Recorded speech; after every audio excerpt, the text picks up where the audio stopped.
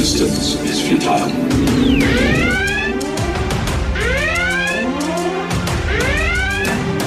Boldly going where no show has gone before. This is The Week in Geek with David D. Squared, your source for geek and pop culture news that's trending now. Broadcasting from the Gregory Ricks and Associates Wealth Management Studios, here's D. Squared. Greetings, people of Earth! This is The Week in Geek, your source for geek and pop culture news that's trending now. I am your host, D Squared. All right, let me lay out the show for you tonight. We got a good one in store for you. We got two guests. We'll kick it all off tonight with Dan Didio. Now, if that name doesn't ring a bell, he was one of the editors and publishers for DC Comics. He has got a brand new novel out called Hide or Seek. It's the Superpower Protection Services.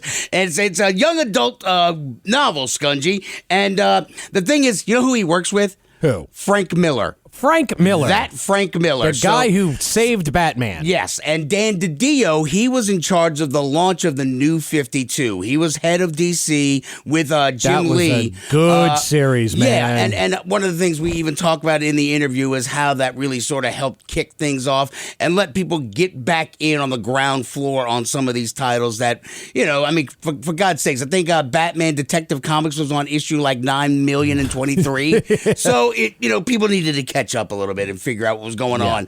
Then we have none other than I can't say man crush because I would say man crush. Well, I think that's an accurate word. Dean Stiel. Now, Dean Winchester is my man crush. Castiel. Ass butt. Castiel, Misha Collins is also our guest tonight. I got a chance to talk with him when we got back from CypherCon. And it turns out, Scungy, while we were in Lake Charles, he was here in New Orleans. Yeah, we missed it. There was a whole supernatural convention in town while we were in. It's tragedy. Well, not really, because it costs too damn much to go there. It's a creation entertainment thing. Oh, God, I hate that. It is basically, give us your money, go stand next to your person that you have a huge infatuation for, and then get the hell away. Give us your money, take a picture, go, and then that's about it. I mean, it's literally it's trash. The amount of money it costs. Yeah, it is ridiculously expensive. So I get to talk to him. He's in a new show on the CW. Apparently, the CW's checks don't bounce. Apparently, so he is playing freaking Harvey Dent, Two-Face, in the Gotham Knights series. Now, if you don't know what Gotham Knights is, it's not I'm about to say reboot. It is a completely different alternate timeline where Batman dies, but not in like the Rockstar games where Batman dies. That garbage game, yes. No, the good ones. No, he died in a Gotham Knights game and it was garbage. No, that Gotham Knights game is garbage, but because that's different though. Oh, the Arkham series. Yeah, my bad, yo. All right, but long story short, this is like an adopted kid of Batman, so it takes a whole bunch of Batman mythos, mushes it together, shakes it up a bit, and gives you something new. And actually, it's a teen sort of show because it's 4 teens. One is the daughter of the Joker. One's the daughter of some low level, whatever, third, fourth ranked tiered villain. But it actually is sort of compelling, and the Court of Owls is the big bad, and so I don't know. It's so far so good. I can't complain about it.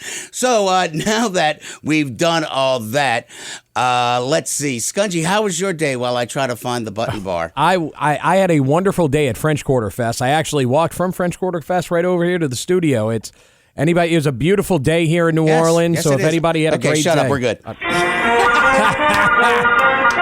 And now, your top nerd news stories from around the world, brought to you by the Viridian Tea Company. Find them on Etsy And now your top nerd news stories. You hate me. I know. In our top nerd news stories in Radio 101, nobody cares about the traffic or the weather. They want you to get on with the show. And I was know. stuttering and stumbling because I was forgot to doing pull something the I button. could for you. I know. I appreciate that. Now shut up. So let's talk about some of the trailers that have dropped. Trailers, good Lord. All right, there was a bunch. You weren't even aware of some of this stuff, but I've got to start with this one, Secret Invasion with Nick Fury, because after that trailer drop, that's going to be on Disney Plus. That's coming out June 21st. And then on November 10th, the Marvels movie comes out. And they are connected because Nick Fury is featured prominently in both of those. But Secret Invasion comes up first. Take a listen to this. Or not. Maybe take a listen to this. Fury. Shut up, Since dude. you've been gone, Since you've been it's gone. gotten much worse. How do you think I came back?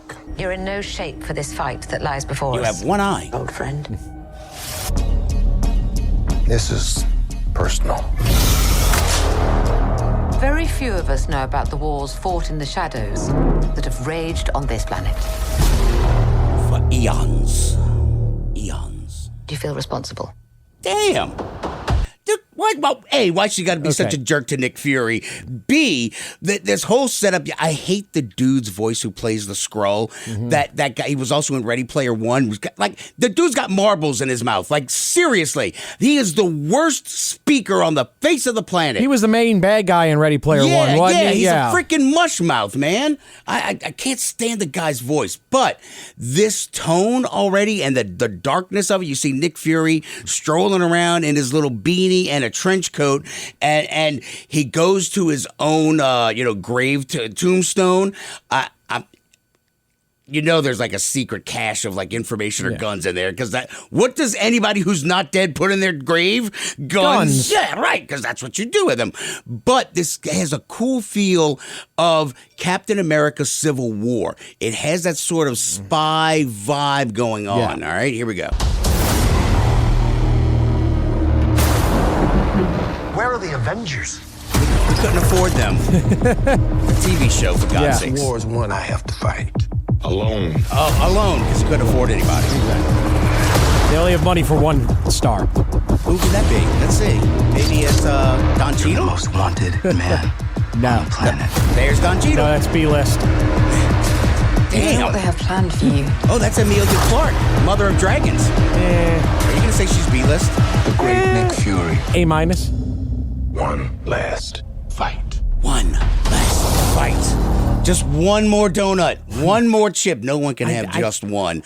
All right, so this sets up the whole the Skrull invade. They can all shapeshift if you have no idea what I'm talking about. Secret Invasion is the Skrull can actually take those powers too and actually become those people. It's shapeshifters with the powers, kind of like I don't know, like Rogue, who could take powers or whatever. But they were powerful.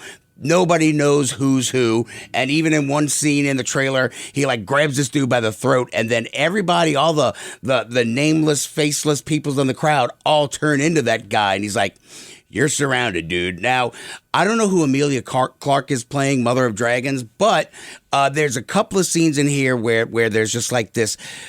Like an entire warehouse full of bodies in some sort of like cryostasis. So I don't know if those are Skrull, if they're Kree, if they're, I don't know, maybe the people that the Skrull have already replaced.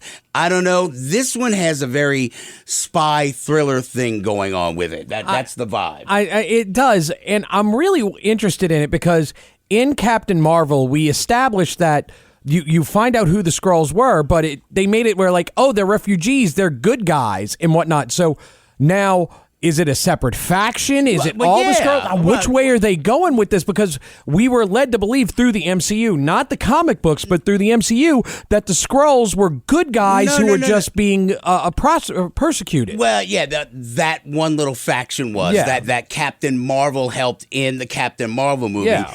We already kind of they were a small faction that were like, no, what you're doing is wrong. Wah, wah. Okay, you know, so, but they're the good bad guys. That's basically where you're at with that. But in the Marvels trailer, now this one, all right, here's the deal. Like Secret Invasion, you know, I'm not excited about it. I mean, it was a good comic. It really was, but right. But like the show, I mean, I'll watch it. Yeah. But I don't know. My excitement level is kind of low for it. But then this one, the Marvels, I like the trailer. I like the characters. I like Miss Marvel. Yeah. The movie, though, I don't know if I'm so excited about it. But here, well, let's listen anyway because. I think Kamala Khan sort of saves this entire trailer because that kid is awesome. She's just she's like, oh my God, it's Nick Fury! And we find out where Rambo's been. Yeah. What the hell are you doing? Flying in space. The jump point perimeter. I'm gonna get you some readings, Fury. Hello? Hello?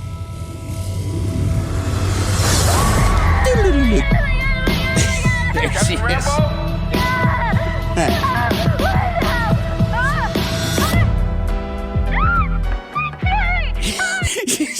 She's screaming for her life, and then she's like, "Oh, Nick Fury!" She's such a geek. I love it. Avengers test? This is an Avengers Where's test. Captain Rambo? What the? So that whole that was Captain Marvel, and that was a post-credit scenes of Miss Marvel. Correct. So she pops out of the closet in Kamala Khan's room, and it's like when we watch the TV series, they're like, "What the hell was that about?" So now we get closure on that, and we figure out what's going on. Basically, they power swap and swap places in space and time. Here we go. It'll explain in a second. And the Beastie Boys. We're looking for Kamala Khan. Did I get in? Okay, so our powers are entangled. I can manipulate light energy. And you... I could totally show you. No, not again! Captain Marvel pops up. Hi. Where's our daughter? Wherever you were. With the cat.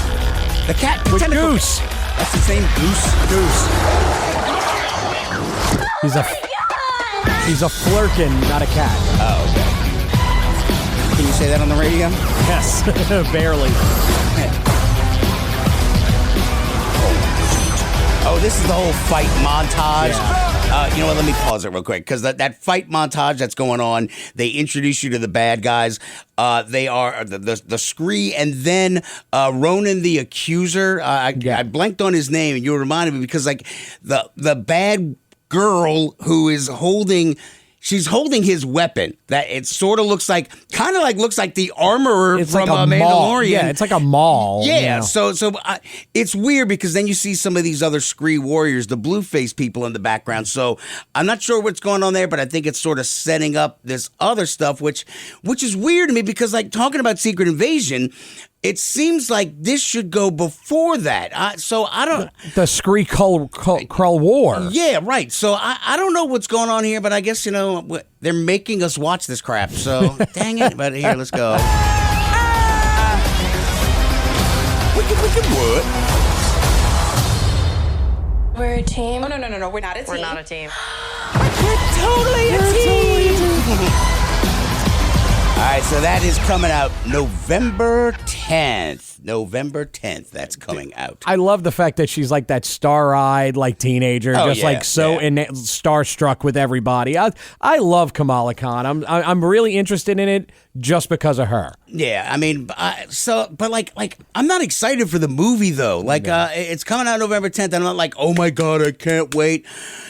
I don't know, man. I'm really beginning to wonder if this superhero fatigue is actually a real thing now because I don't know. I ain't feeling it, bro. I ain't feeling it. That's all I got to say, man. I don't think you're wrong, man. I really don't. So, when we come back, though, one thing I am excited about is some of the stuff that DC is actually giving us. And Really? I never thought I would utter those words. Are you actually Dave or you are Alien? No, seriously. DC's got the Blue Beetle trailer with friend of the show, Xolo Maridueña, who was in Cobra Kai. Remember I interviewed him and Kirby Buckets. And then the Penguin the Penguin is starting a show with Colin Farrell, who looks nothing like Colin Farrell. So, all that and more right here on The Week in Geek with D Squared on iHeartRadio.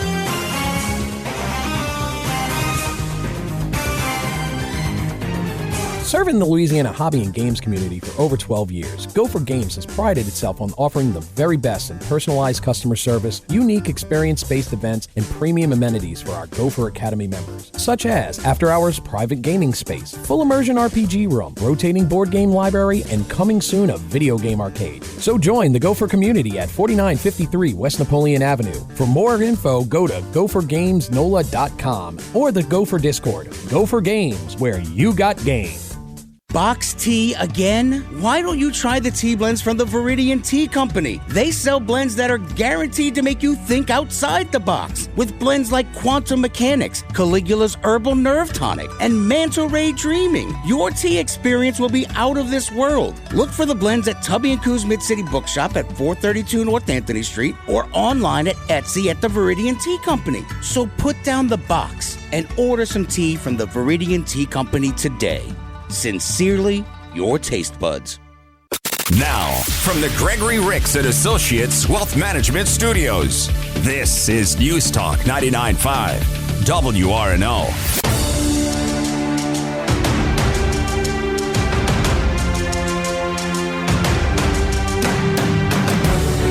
My name is Optimus Prime, and you are listening to The Week in Geek. Autobots, transform and roll out.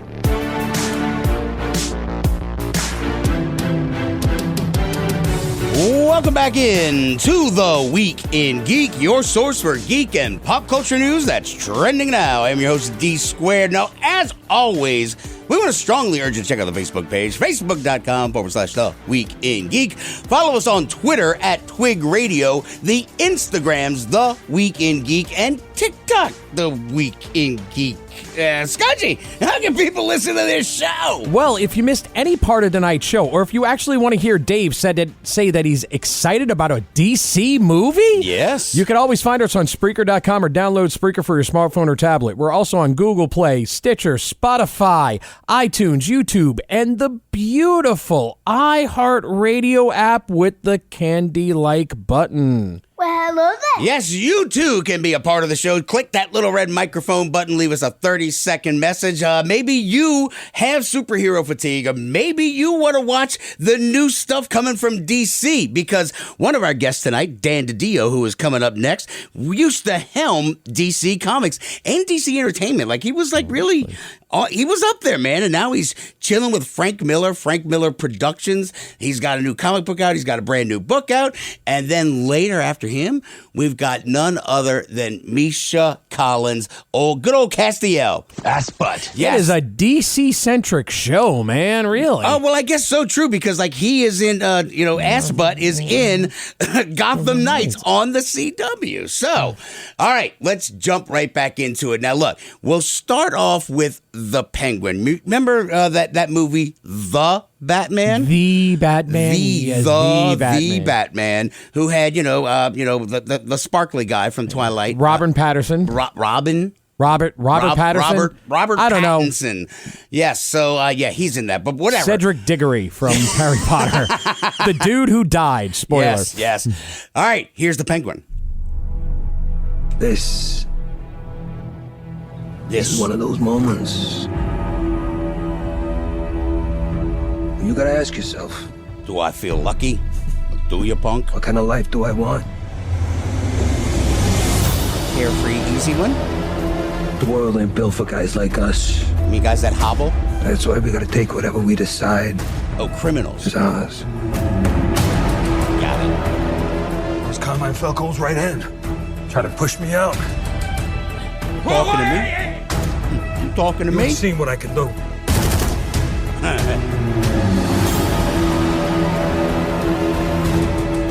if you step out of line, even once, I'll gut you like a goddamn fish. Ooh. Mouth on that dude. I know, right? Can you imagine the people saying my name on the streets after you're gone? Have it mean something?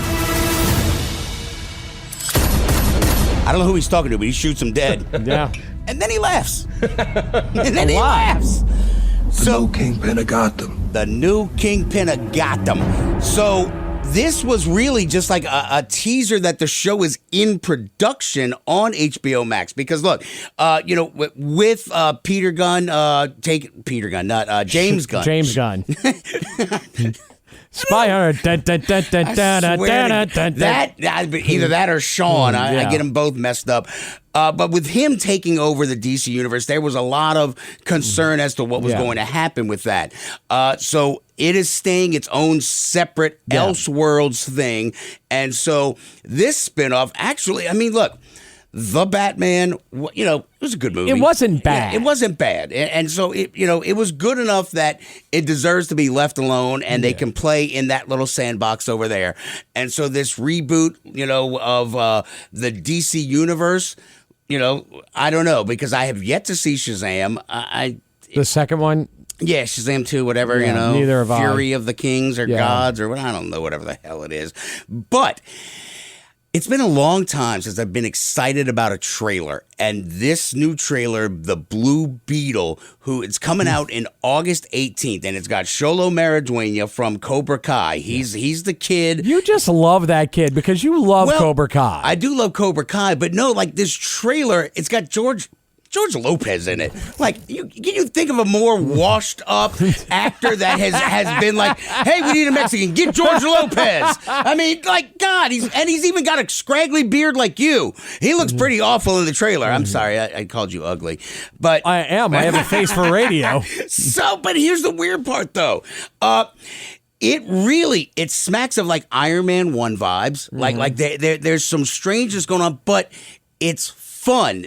When I'm watching this, it's fun. So here, take a listen, because it's actually, the other weird part is there's one voice and one freeze frame of a villain. I don't know if it's the villain, but a villain.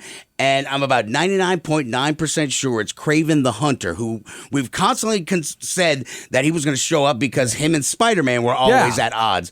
But this guy comes out and he's got this weird sort of like Mongolian accent, and he's got the fur around his neck. The leopard fur? Yes. And so I don't know. Maybe I'm wrong, but here, I don't know. Let's get to it. Excuse me, Mr. Reyes? Mr. Reyes?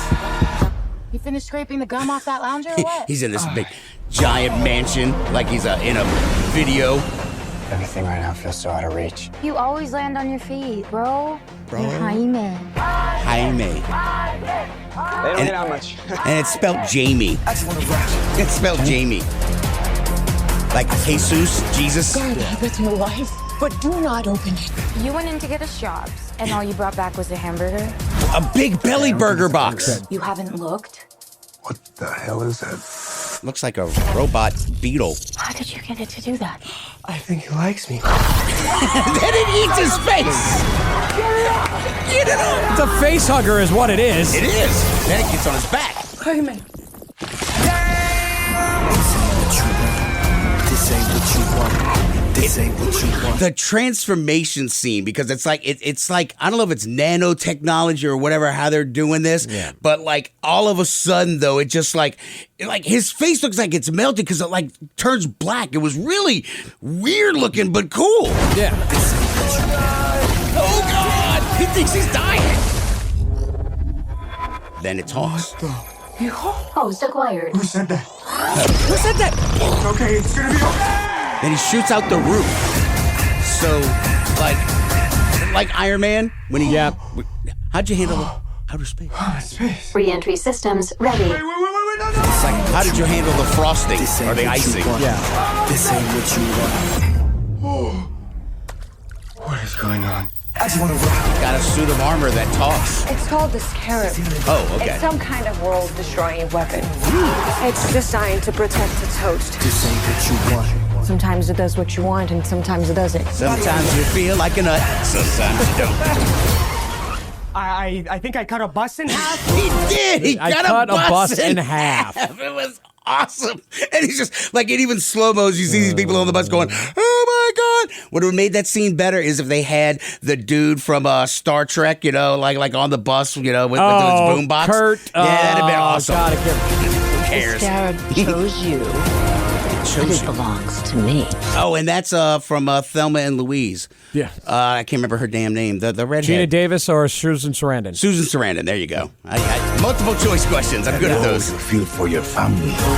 George Lopez Makes you weak. Oh, that was Craven.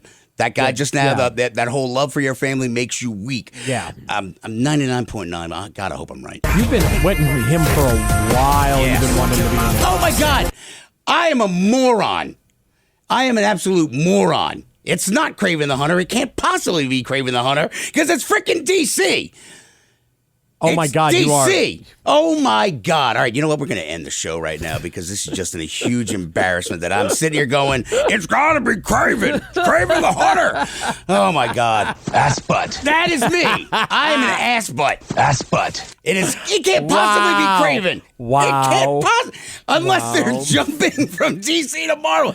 I am a giant moron. Wow. Yeah. So we'll end it And there. I am with you on that too because I was right with you on. See, don't go to French Quarter Fest, man. It's I'm all your sorry, fault, man. The sun has melted your brain. I don't have an excuse. I was feeding the ducks with my kid.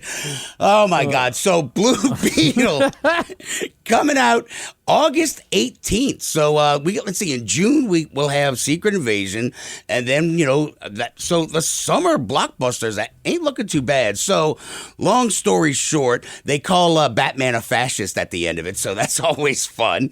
So there you go. Oh my God. I really suck at this job sometimes. I cannot believe you let me get away with that. I didn't think. So coming up next, Dan Didio, who knows that Kraven the Hunter can't possibly be in his universe because he ran DC. Yeah. He's got a brand new book out. He's got unboxing videos where he uses a samurai sword, and he almost cut the comics. Like he almost destroyed comics, like brand new comics that Frank Miller Productions is printing up. Oh my God. But he's also got a Speed Racer Lego in the back. We'll find out about that next, right here on The Weekend Geek with D Squared on iHeart Radio. I'm so sorry about the Kraven thing. Jesus. Serving the Louisiana hobby and games community for over 12 years, Gopher Games has prided itself on offering the very best in personalized customer service, unique experience-based events, and premium amenities for our Gopher Academy members, such as after-hours private gaming space, full immersion RPG room, rotating board game library, and coming soon a video game arcade. So join the Gopher community at 4953 West Napoleon Avenue. For more info, go to gophergamesnola.com or the Gopher Discord. Gopher Games, where you got game. Jezebel Johnston, Devil's Handmaid by Nancy Hansen, is now an audiobook read for you by Brian Held. It's a tale of a young girl from Tortuga who disguises herself as a boy and bluffs her way onto a pirate ship, chasing after her one true love, only to find adventure on the high seas. Jezebel Johnston, Devil's Handmaid is available on Amazon, Audible, and iTunes. Get your copy of Jezebel Johnston today. Now, from the Gregory Ricks and Associates Wealth Management Studios, this is News Talk 99.5 WRNO.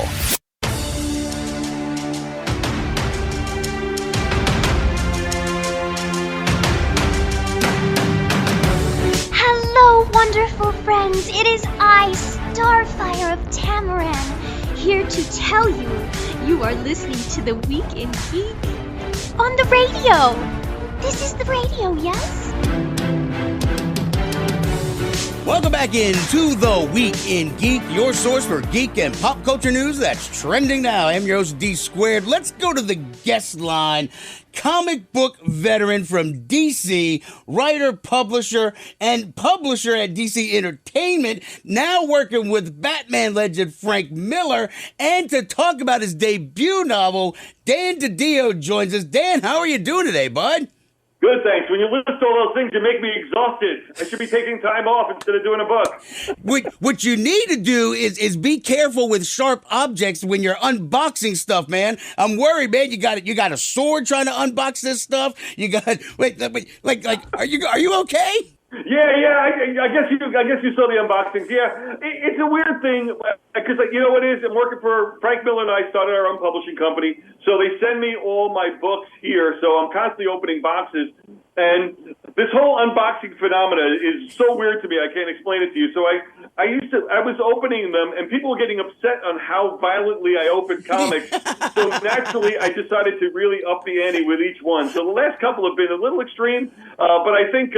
I think the books are okay. That's all I want to tell you. The books are okay, but the boxes they don't fare too well. Dude, and then you got Speed Racer. Like, is that a giant Lego Speed Racer at your house, man? It's a giant Lego Speed Racer. I actually had it in my office at DC. It was given to me as a gift because people knew I loved Speed Racer. It was actually a movie, not a prop, but a promotional item that was created for theaters. When they did the Speed Racer movie over at Warner Brothers, they were actually going to throw that out. So instead of throwing it out, they sent it to me, and I've kept it ever since. It actually traveled from California to Florida with me. Dude, that is awesome. Dan Didio is our guest. All right, now let's talk about your debut novel, man. Hide or Seek, the Superpower Protection Program. Talk a little bit about your new book, man. Yeah, well, this is an idea that I had kicking around for a while, and actually I wanted to get into prose, something I never did before. But I had a thought of what would it be like for a kid who didn't know his father was a superhero. The father is murdered, and then what happens is him and his mother are whisked away and thrown into a protection program, witness protection program, to protect them from the villains that killed the father. But inside the town that he's thrown into, there's a lot of mysteries along the way. You find out there are other villains from his father's Rose Gallery inside the town, and the town itself isn't exactly what it's meant out to be, just as he's starting to develop powers of his own. So his entire life is thrown into turmoil, and he's really trying to figure it out. And he realizes there's no one he could speak to because there's no one he could trust, including his mother, who kept all this a secret from him his entire life.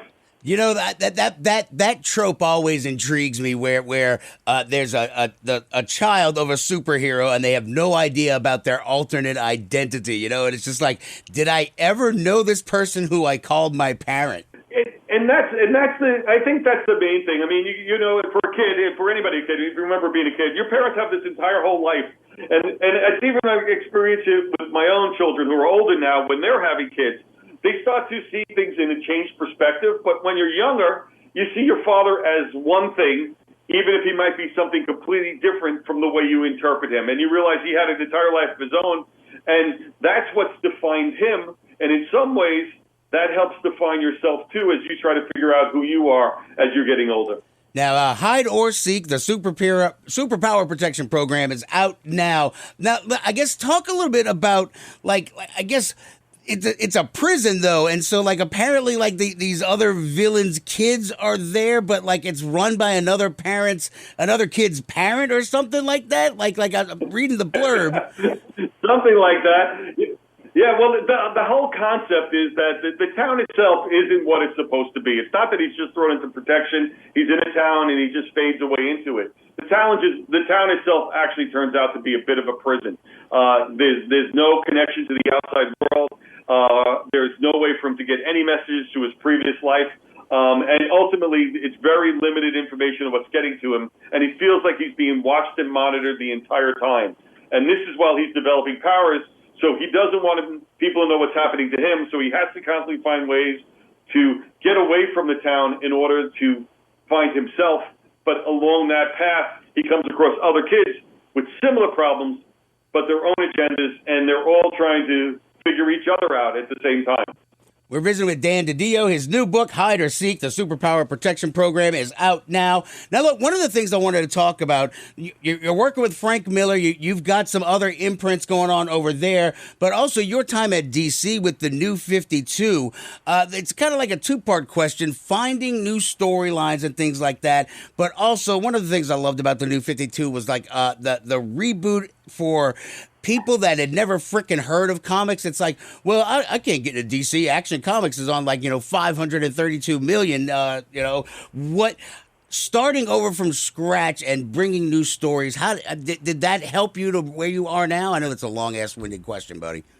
Yeah, everything you asked is all tied together. Realistically speaking, you have to realize comics themselves are 80 years old. Okay, let's put it in perspective. There's 80 years of comics.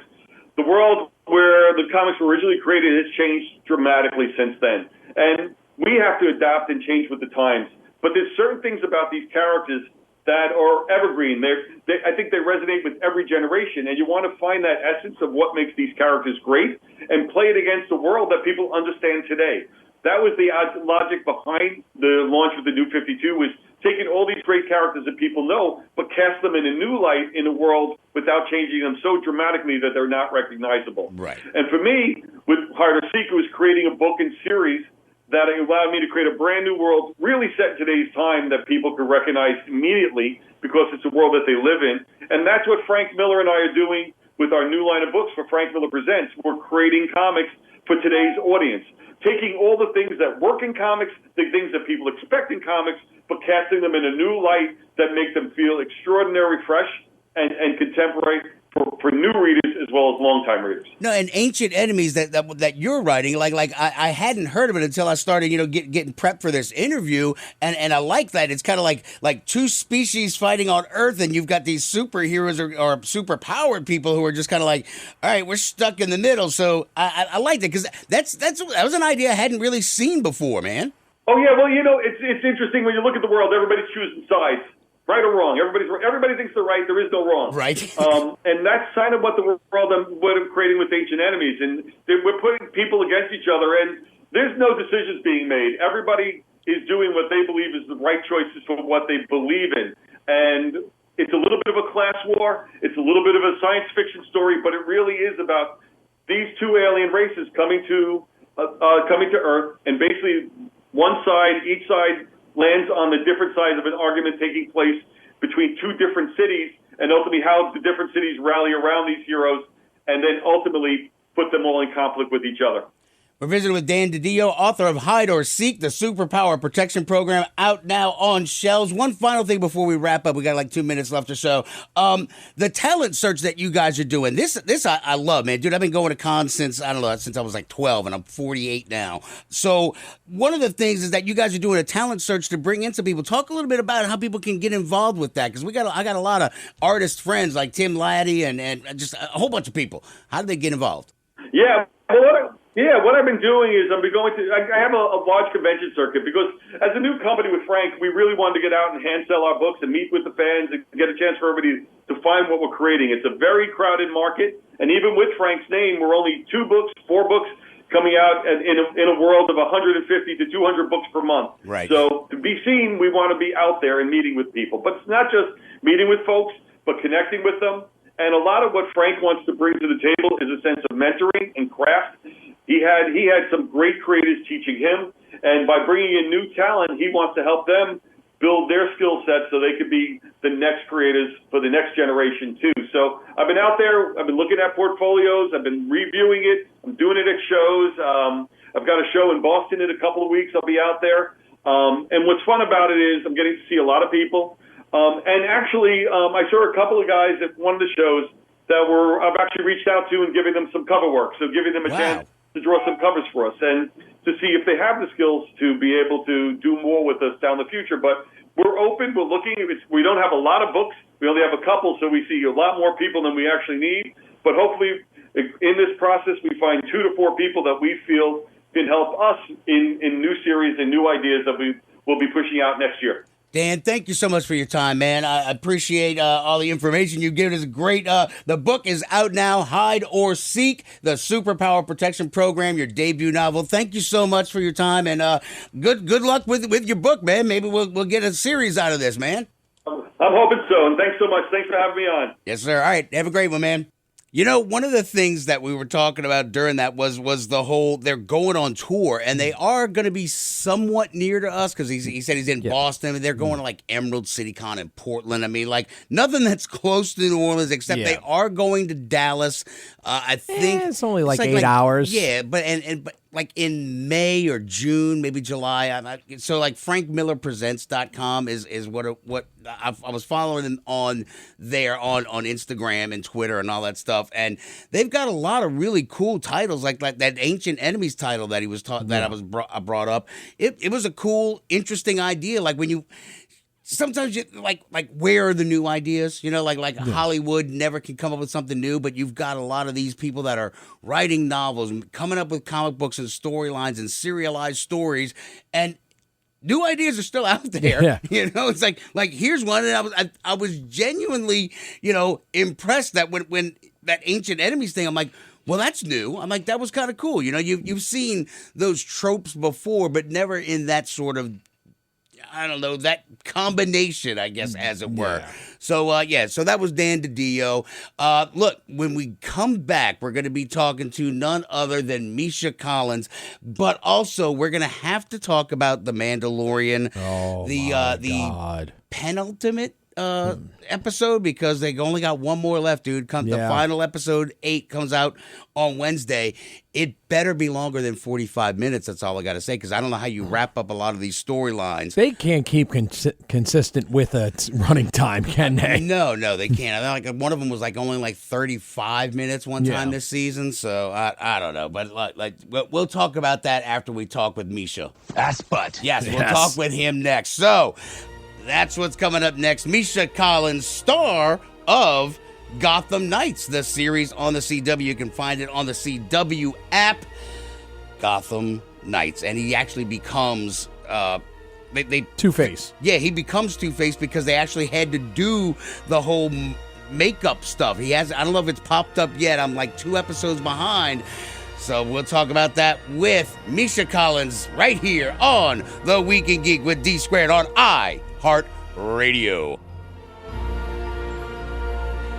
Listen to WRNO on the iHeartRadio app. Sponsored by Dudley DeVosier Injury Lawyers. Call 504-444-4444. That's 504-444-4444. Non-attorney spokesperson Chad Dudley, New Orleans. Serving the Louisiana hobby and games community for over 12 years, Gopher Games has prided itself on offering the very best in personalized customer service, unique experience-based events, and premium amenities for our Gopher Academy members, such as after-hours private gaming space, full immersion RPG room, rotating board game library, and coming soon a video game arcade. So join the Gopher community at 4953 West Napoleon Avenue. For more info, go to gophergamesnola.com or the Gopher Discord. Gopher Games, where you got game.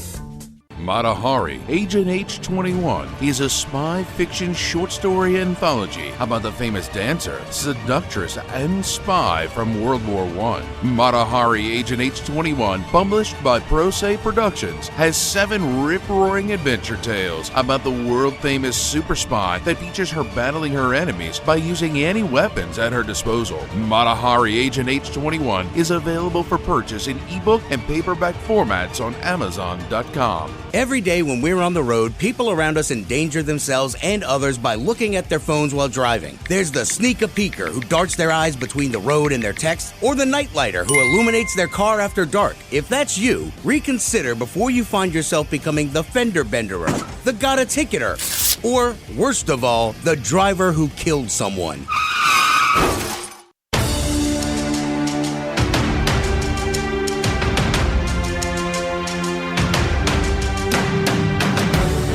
Dad, this is Pinky of Pinky and the Brain.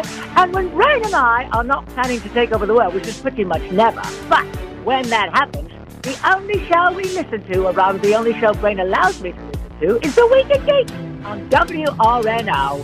Nerf. Welcome back into The Week in Geek, your source for geek and pop culture news that's trending now. I am your host, D Squared. Let's go to the guest line. You'll remember our next guest as Castiel from Supernatural. He won a People's Choice Award for Best TV Bromance, and now he's playing Harvey Dent on the CW's new show, Gotham Knights, Tuesdays, 9/8 Central. Misha, how are you doing today, buddy? I'm doing great. How are you doing? I am in New Orleans right now. Right down the street from you. Man, I'm psyched to be here. Dude, the Supernatural Con, and I was over in Lake Charles this weekend for a different convention, and I saw a Castiel cosplay walking around in Lake Charles this weekend, man. Yeah, oh, really? I'm sorry. I'm everywhere. I'm just haunting you. That's exactly what's going on. Gotham Knights, man. Look, I'm caught up now, 3 episodes in, and I'll tell you what, when I first saw you on the screen in the pilot, I'm going, it looks like Cass, you know, like I was so used to the Cass character, but this latest episode where you kind of announce your candidacy for mayor, that's when, in my mind, I'm like, holy crap, he's Harvey Dent, man. Talk about your character, Harvey Dent. It's been a lot of fun, and I think that you strike a chord here for me. I played Castiel in Supernatural for 12 years, and Castiel was a strange character. He was almost like an alien being. Like, he wasn't human. He was an angel. He didn't quite fit in with humankind. He was a little stiff, a little wooden, a little socially awkward. And after having played that one character for 12 years, stepping into the role of Harvey Dent, who will later become the villain Two-Face, I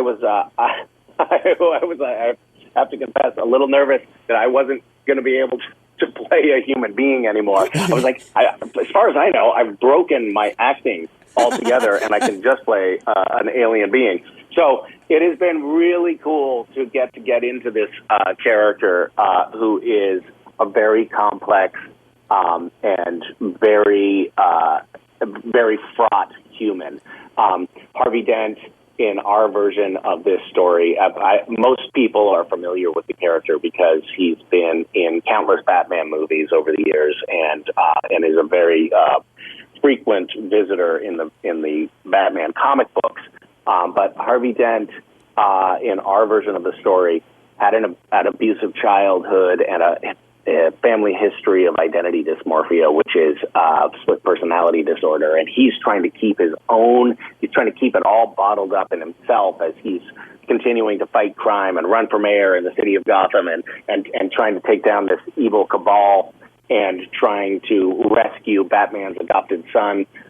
There's a lot going on here, but over time, he is losing the battle with his own mental illness, and eventually becomes this villain that we know and love. But getting to play that arc and that unraveling has been really fun for me. Visit with Misha Collins. Gotham Knights is Tuesdays, 9/8 Central on the CW. And look, you know, you're playing Harvey Dent, and I was reading in another article that they've already kind of suited you up for a prosthetic face. So we're going full force into this new Two-Face thing.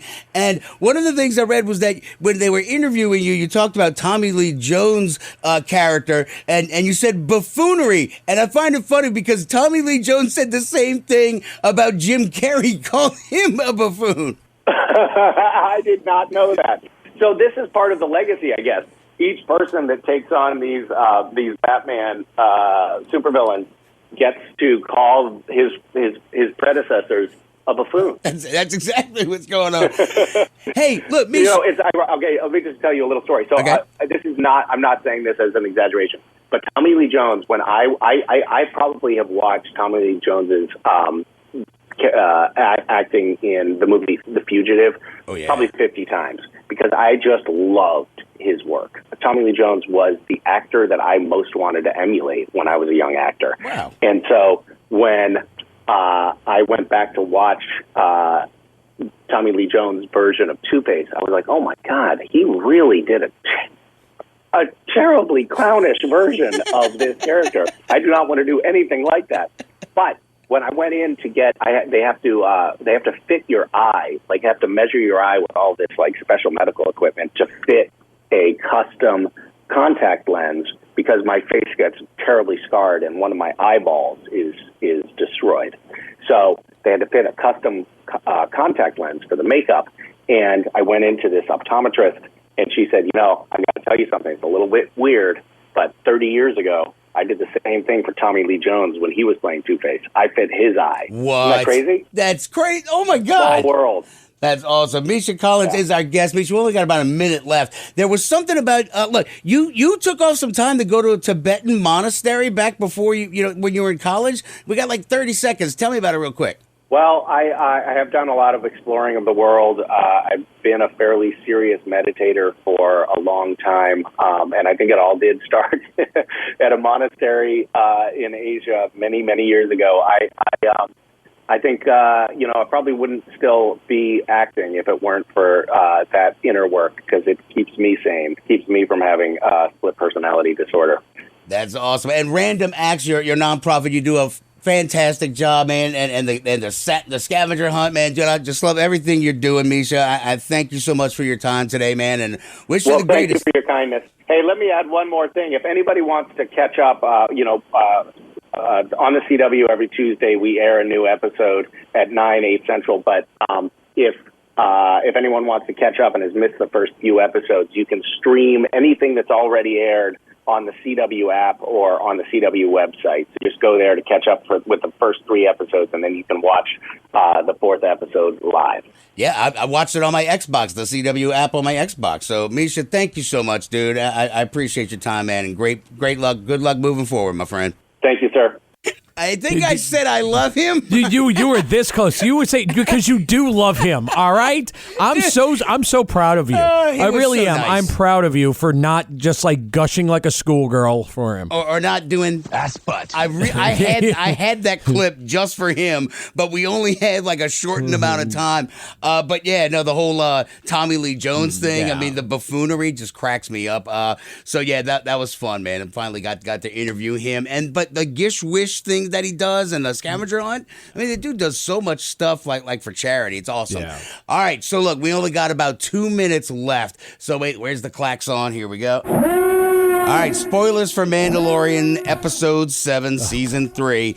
Holy crap. Like Moff Gideon, the Shadow Council, we meet Pelion finally. Yeah, and the whole Thrawn thing, oh, well, when is he coming back? It's like, we're asking the same thing, Moff Gideon. But when he's walking to the Shadow Council, I saw all these dudes in armor, and I thought it was a different version of a Death Trooper or some new weird iteration of Stormtrooper armor, but it turns out they're freaking Mandalorian armor. He's a Dark Trooper, and like he's got a crown, kind of like the ones from Clone Wars. Yeah. I forgot what the hell they're called. But long story short, this episode, the big guy. Hold on, wait, let me do it again. Paz.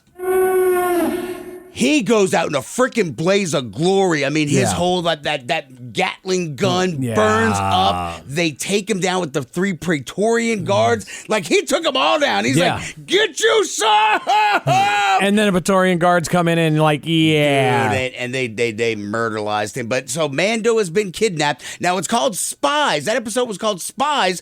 So who are the spies?